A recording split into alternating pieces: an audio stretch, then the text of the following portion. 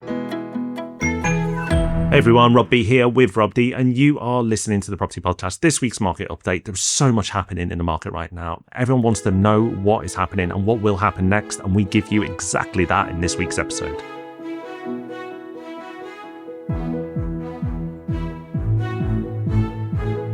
Yes, welcome to the Property Podcast. Thank you for joining us. In case you don't know, we run a business that helps our clients buy over £100 million worth of property every year. You can find out about that at propertyhub.net/invest.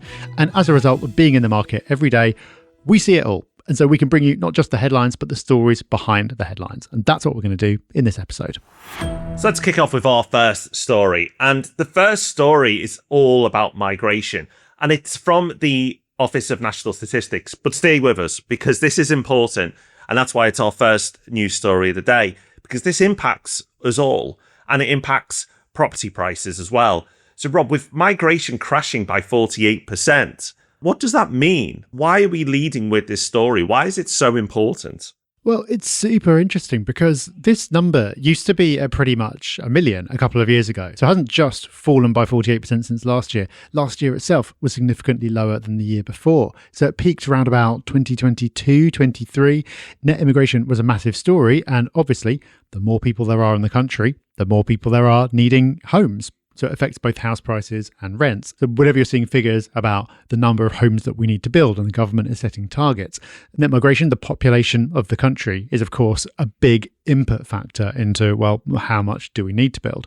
Now, the interesting thing here, Rob, I think, is going to be the effect on rents rather than house prices. Because if you go a level deeper and you look at what's driven this decline, the main source of decline is people arriving on study-related visas, where it says there's been a drop of approximately 70%. And if people are arriving to study, well, chances are they're going to be renting rather than buying. And chances are they weren't necessarily somebody who was planning to stay in the country for the long term. So I don't think, Rob, we can overfit from 1 year's data or come to any firm conclusions. But I think if you had to guess what the primary impact of this was going to be, if we see one, it's probably going to be on the rental market. I couldn't agree more, Rob. This will not make any meaningful difference, if any difference, to property prices. 1 year's worth of data. We've had, like you've said, some massive numbers over the last few years, and we're still living with the impacts of that. But it is the rental market that is impacted, because even if it's led by students or not, when people come to the country, the majority, not all, but the majority of people, when they first move here, look to rent. But of course, students even more so. So where this could impact the data is over the last few years, we've seen a rental boom, rental prices going up and up and up in excess of inflation. And that's because rents, the way they're priced, it's a lot more simplistic compared to property prices. Yes, supply and demand does influence property prices, but that's just one part of a big potion. Like there's lots of things that go into what moves house prices in the UK. Borrowing rates, access to credit, sentiment, supply and demand, the list goes on. But with rents, it's a lot more simplistic. It's the amount of people versus the amount of property. And that's pretty much it. It's true supply and demand. So if you have less people coming into the country, therefore less people competing for rental properties, you would expect that the rental boom that we've seen over the last few years would calm down. Now, remember, that number's still gone up. And we also have to look at the supply side, the amount of rental properties available as well. But I think it's a fair assumption to say if this trend continues and we see similar numbers next year, that rental boom that we've seen over the last few years will be a thing of the past and they will settle down again. But we'll see. It's one piece of data. It doesn't mean everything's now changed, but it is interesting. It could be the start of a new trend. We will see, and we'll come to rents a little bit later in the episode. But first, while we're on the macro, let's talk about interest rates. And we've got a real good news, bad news story here. So the good news is the governor of the Bank of England, Andrew Bailey, has suggested that the Bank of England may not need to increase interest rates, even if inflation continues to be high as it is now, and even if it stays that way as a result of everything that's going on in the Middle East. The bad news is the reason for this is the economy's got worse. So I don't know what we'll do with this story, really. So yeah, rates may not need to go up, but that's because job vacancies have hit a 5-year low and unemployment has reached 5%. So yeah, the economy is getting worse, but it's all part of a plan, Rob. It's genius. Yeah, that's one word you could use, Rob. Other people may use different words. But at the very least, I think most people would welcome interest rates not going up, unless you're a saver, of course. But for the majority of people who listen to this podcast, they'll be pleased, maybe not with the reasons why, but with the end result.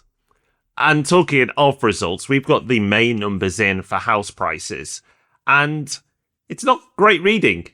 The first part of the year, we've talked about how sentiment has been so poor, and it feels like the data's starting to catch up and reflect that now.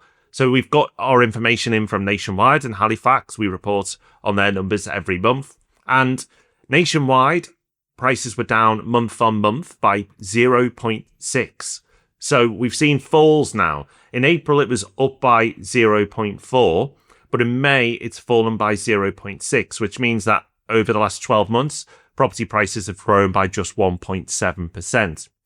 Certainly nothing to write home about, and less than inflation.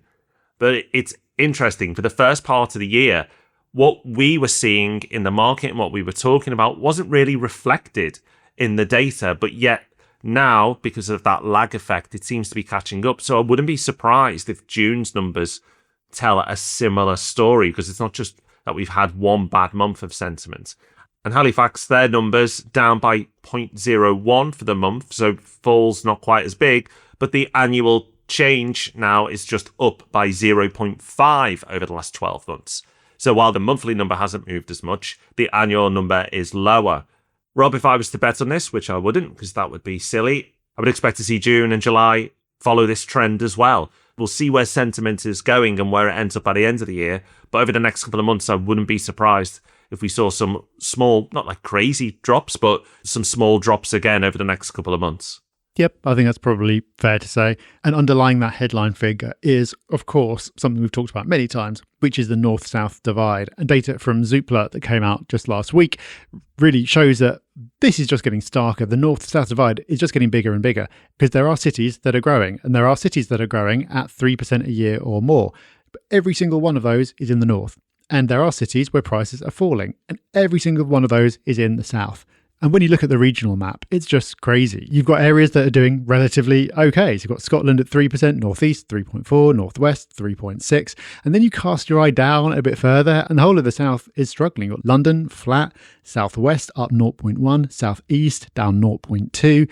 It's just incredible. And it's something that listeners of this podcast will be well aware of because we talk about it all the time. But I think your average person on the street would be completely unaware of this, because obviously most people are fixated on what's happening around them, because most people are only interested in the value of their own home. But as an investor, this is something you have to be fully aware of, because it has been a trend for such a long time now, and there is no sign of it changing. Now, one of the things we do, and other property experts will do, is they'll make predictions of what's going to happen in the market.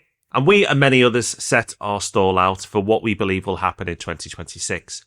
But there is an organisation that masters this game and rarely gets it wrong, because they've decided that they can change their predictions when they want. And they do this all the time throughout the year. And it makes us giggle, but it's Savills. Savills, again, have decided that they didn't like what they put for 2026 because it was going to be wrong in their eyes. So they've decided to change it. So they had 2026 property prices growing by 2%, Rob. But 5 months into the year, they've decided they didn't like that. And now they're deciding it's going to be a 2% fall. Now, remember, they may feel like changing this again later this year. It's entirely possible. It's Savills. But rather than us just make fun of their changes, it is interesting that they've now made this reassessment, and they think the market has changed enough that they do actually need to revise their numbers. Yeah, and they may well turn out to be right, because if what you've said you think may happen, is likely to happen, plays out, as in the next couple of months continue to be pretty negative, we see another couple of small falls, then that'll start taking us in that direction. I think, to be fair to them and to us, and to start getting our excuses in, Rob, the Iran war happened after everyone made their predictions. So I think it's important that we start getting our excuses in as well. And I can understand why Savills have said what they've said. You know, you can make a prediction, but if the world fundamentally changes, which it has in the short term, then you can see how the markets can then move in a different direction. Everybody set their predictions based on those market conditions. Economists like to say, all things being equal, here's our predictions, and all things being equal, we'll stand by them. And I think we and others can go, well, all things aren't equal. Things have changed. Well, that's right. But if you look at the full 5-year forecast, which is what they do, is they basically play around with what's happening at the short end, but it hasn't changed the shape of how they see things playing out over 5 years, which is ultimately 18.5% average UK house price growth by 2030. So now it shows a negative 2026, growth in 27, really accelerating into much stronger growth in 2028, 9, 30. And the mirror of that is the base rate. So they see interest rates coming down, and that's the driver of prices going up. And that again plays back into the Iran situation, right? Because we thought that rates were going to be coming down this year, and now it looks like they're not. So it all ties in. But this is a story that we'll come back to, because maybe that longer part of the forecast is too optimistic. Maybe there's a case that prices are going to fall more substantially. But you also have to look at this in the context of what we've called the silent property crash. So we'll come back to this story probably next week and start putting a lot more numbers and data around it. So stay tuned for that one. Yeah, definitely tune in for next week's episode. It's a must listen to. It really helps you understand what is happening in the market. It's something that's just not talked about elsewhere, but we do it on the pod, and next week's episode is an absolute must listen to. The good news is, though, because it feels like a bit negative this record so far, but the good news is that mainstream lenders have finally started to cut their rates. So what happened? Well, the Iran war, as we talked about already, swap rates spiked. There's volatility, which meant that lenders pushed their rates up, even though interest rates hadn't changed. The rate that they all borrow at had changed for them, so they passed it on to all of us as home buyers and investors. And although, like I've said, interest rates didn't move up, all our borrowing rates did move up. Well, that trend has been reversing now and continued to reverse, and that's really good news. And Nationwide have made their third rate cut in a fortnight. So they've been aggressively cutting, and others have repriced down as well, Halifax, Santander and others. So this is good news, Rob.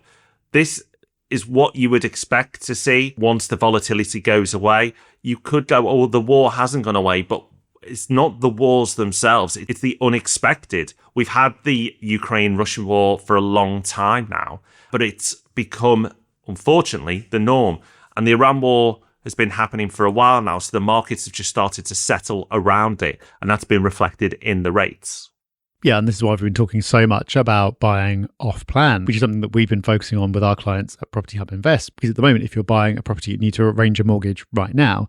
Then last week, this week, next week, your mortgage rate could bounce around all over the place. Now, over the long term, that doesn't particularly matter. As long as you're profitable at the start and you're getting a strong deal, you'd expect it to all come good at the end. But if that is something that you're nervous about, then if you can lock in the price today at a point when there are deals to be done, but you don't have to worry about the mortgage until later in the year or next year, then you'd expect this volatility to be behind us and mortgage rates to be looking better, even if the base rate hasn't yet come down.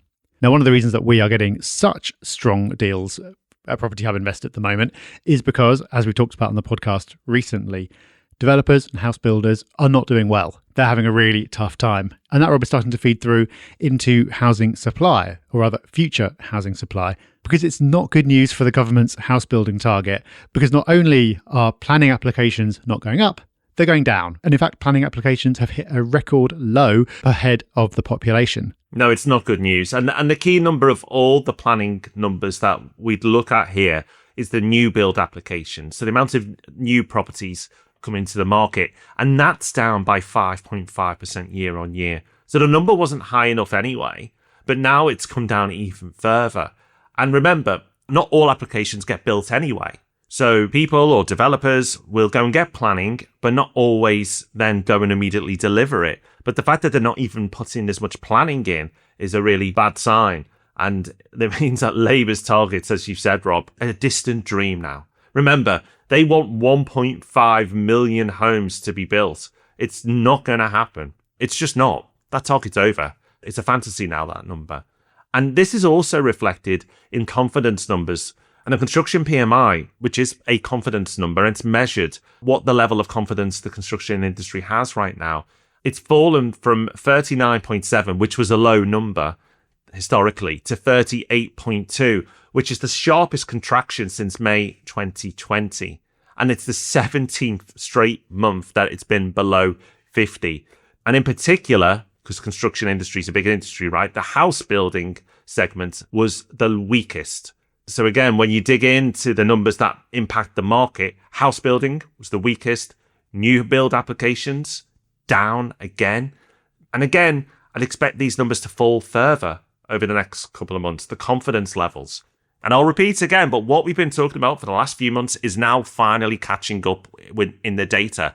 And that's why I love this show. I really do, because we're putting everybody on advance warning of what you're going to see in the news or in the data ahead of time, because we're on the ground, we're dealing with developers, we're dealing with investors. We know exactly where people are at, what areas people are interested in, where sentiment's at, who's feeling bullish, what areas are performing well, which areas aren't. We get all that in the moment each and every day, and we can bring that information to you. And then it's shown a few months later in the data. And based on what we're seeing and experiencing with the developers, with investors, we would expect this to continue for the next few months. Sentiment is really low in the construction industry. I'd actually say investors have started to get more curious because they're realizing there's deals out there. We're seeing investor interest, and that was reflected in some numbers we talked about in the last few weeks. But no developer at the moment is trying to pretend things are going well. In the past, if it was a bit of a slow quarter, they'd put a brave face on it and just pretend it was fine. But now everybody is transparent. Nobody can spin this one. The sentiment amongst all the home builders is rock bottom. That's reflected in their share prices. That will change at some point because we go through these cycles, but it's an interesting dynamic at the moment. And as we've talked about on this podcast, it absolutely creates opportunity as well. Let's come on to rents and look at what's happening there. What's happening there is basically exactly what you'd expect given what we talked about on the show so far. So we talked about migration falling, so that's easing pressure on demand, but also we've got constrained supply. We know that landlords are exiting. We know that not a lot is getting built. And as a result, what you're seeing is rents going mildly up. So again, when net migration was at its highest around about 2023, we were seeing pretty much double-digit rental growth. That is not the case anymore. According to the ONS May 2026 figures, the average private rent is up 3.5% year on year. So the average across England is now 1,438. Again, that's so high though as an average. I remember it was 700 and something. I mean, I know we've been doing this show for a long time, but even so, the average has rocketed up over the last few years. Again, north-south divide. So the highest rental growth is at the northeast, 6.5% growth. So that's really, really high. The lowest, no prizes if you want to guess that one, Rob. I don't even need to open the news story, Rob, because I just know it's London. Am I right? Ding! Yep, it is. 2% growth in London. Okay. And finally, there's been real interest in what impact Renters' Rights Act is having on landlords and investors. And we talked about this in last week's episode, but Handelsbanken, niche lender, has tried to put some data together on this as well. And admittedly, it is a small sample group, just 200 professional investors. But still, it is interesting because they are professional investors. And 93% of them expect their portfolio value to rise over the next 12 months, which is really interesting that there's that much confidence there from professional investors. And you may think, well, it may be always high because they're professional investors, but that's up from 54% just a year ago. So the strength of conviction at the moment is really high. And 84% of those landlords plan to increase their holdings, so buy more property in the next 12 months as well. Again, a really, really strong number. But because they're professionals, I guess it makes sense. If you could see opportunity now because you're a professional investor, then why wouldn't you take advantage of this market? So while we talk about it and say it, it's fascinating to see it backed up with data and those investors having such strong conviction, but they can just see the opportunity that's being presented to them right now. We've got great yields, we've got prices that have softened, and we've got opportunities to get ourselves incredible deals. And professional money, which this is taking full advantage of that. Yeah, and a driver for that expansion is the buying opportunities that they're seeing. And 70% specifically mentioned the buying opportunities that they are expecting to see from amateur landlords who are getting out. So it's very much the shift that we talked about before. And it gives me another chance to use one of my favourite words, bifurcation. What a great word that is. That is it for the market update, though.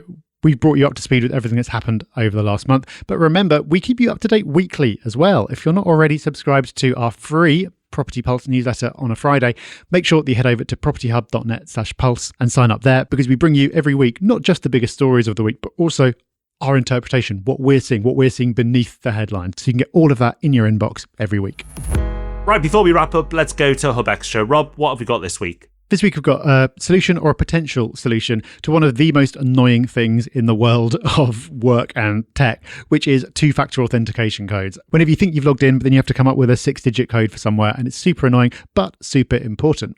Something you can do, though, instead of having to type in a code, is to get an actual physical device. So a device that you can plug into your laptop or tap onto your phone. It uses NFC to effectively verify that you are you without having to put the code in.